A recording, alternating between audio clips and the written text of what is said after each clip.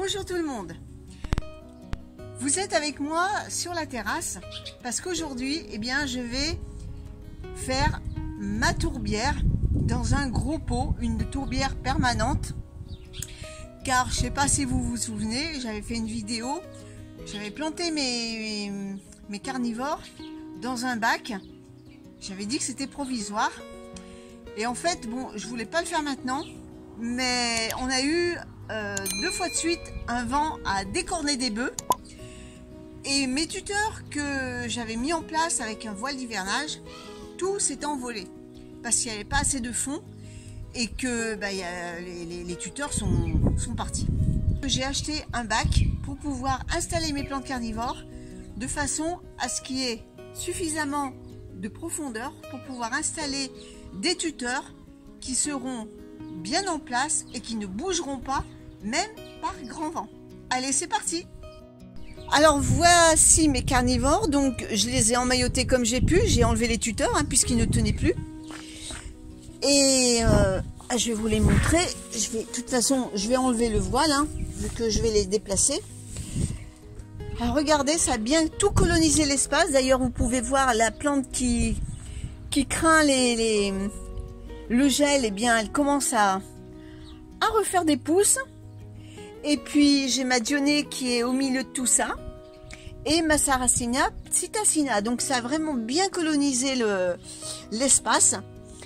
Et je vais les basculer. Attention, préparez-vous. Tadam! Là-dedans. Elles auront suffisamment de fond pour permettre au substrat de rester bien humide beaucoup plus longtemps. Et elles auront beaucoup de place pour se développer.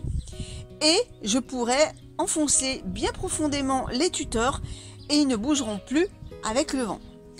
Alors, je vais commencer dans un premier temps par mettre du sable au fond, ce qui va assurer un drainage comme un marais en fin de compte, et ça va faire une réserve d'eau supplémentaire. Et ensuite, je vais rajouter ma tourbe blonde que je vais bien réhydrater. Allez, on fait ça ensemble.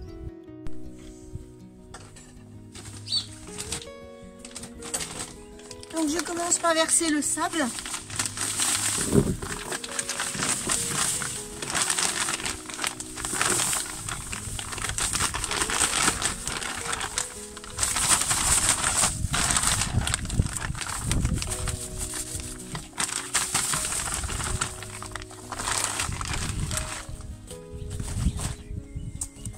Hop, je répartis bien tout le sable au fond.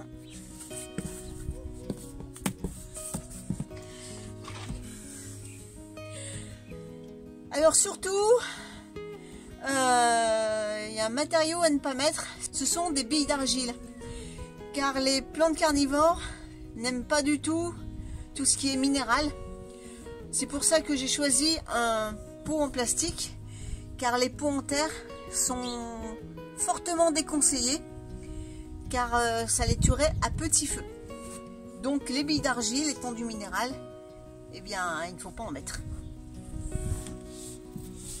Par contre, le sable, oui.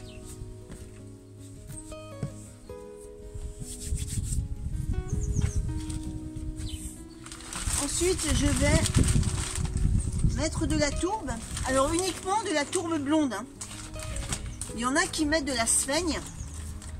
Mais d'abord, c'est plus cher. Et puis, moi, j'ai toujours mis de la tourbe blonde. Et pendant des années, et ça fonctionne très bien. La tourbe blonde a un pouvoir de rétention d'eau qui est énorme.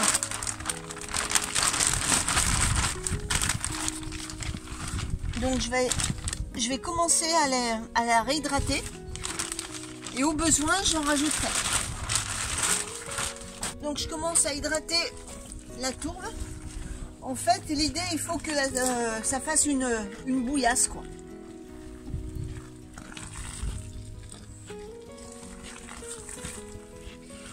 C'est l'inverse des plantes traditionnelles.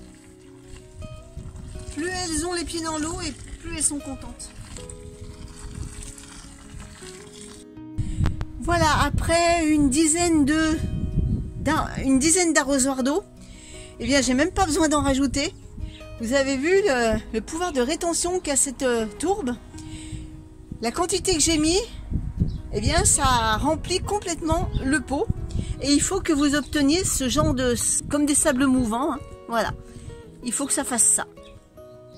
Si vous ne tenez pas ça, eh bien, ça veut dire que l'irrigation n'est pas complète. Et bien maintenant, il n'y a plus qu'à installer les plantes. Alors, je ne sais pas si je vais tout mettre parce qu'elles se sont bien développées. Mais je vais en mettre le maximum et puis le reste, bah, ça ira au compost. Hein. De toute façon, c'est du végétal, hein, donc ça ne peut pas faire du mal au compost.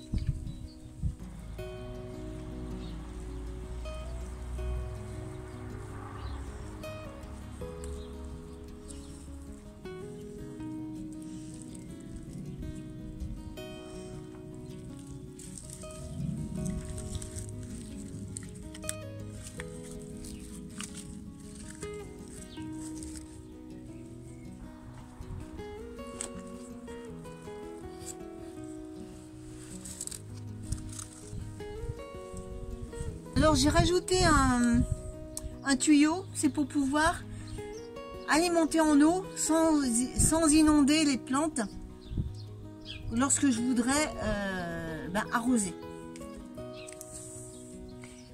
Et là je finis mon truc par encore une bonne rasade d'eau pour être sûr que la tourbe soit bien hydratée.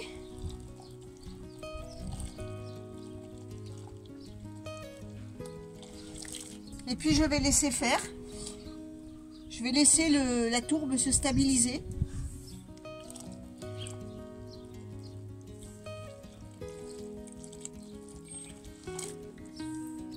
Après elle va descendre. Elle va se tasser. Elle va prendre du corps. Et ensuite elle ne bougera plus. Là c'est normal, elle gonfle. C'est normal au départ. La tourbe c'est comme une éponge. Donc elle emmagasine de l'eau. Et ensuite, elle se stabilise, elle redescend un peu, elle se recompacte légèrement, mais tout en gardant une forte humidité. Voilà, donc ma tourbière est terminée. Et bien maintenant, je vais remettre le voile d'hivernage parce que les nuits sont quand même un peu fraîches. Et puis comme je les ai un peu stressées en les changeant de contenant, ben, il vaut mieux les garder un peu au chaud. Voilà, c'est chose faite. Là, même s'il peut faire un vent pas possible, eh bien les tuteurs ne bougeront plus.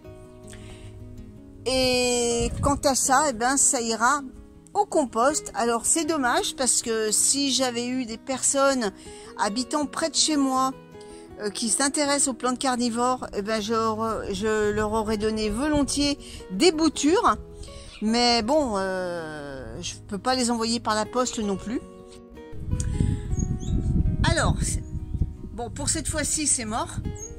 Mais si il y a des personnes qui habitent près de chez moi et qui sont intéressées par les plantes carnivores, l'année prochaine, lorsque je ferai un nettoyage et j'enlèverai des boutures, j'enlèverai des plants, eh bien, je pourrai donner gracieusement ces plants aux personnes qui le désirent. Mais je dis bien les personnes qui habitent près de chez moi.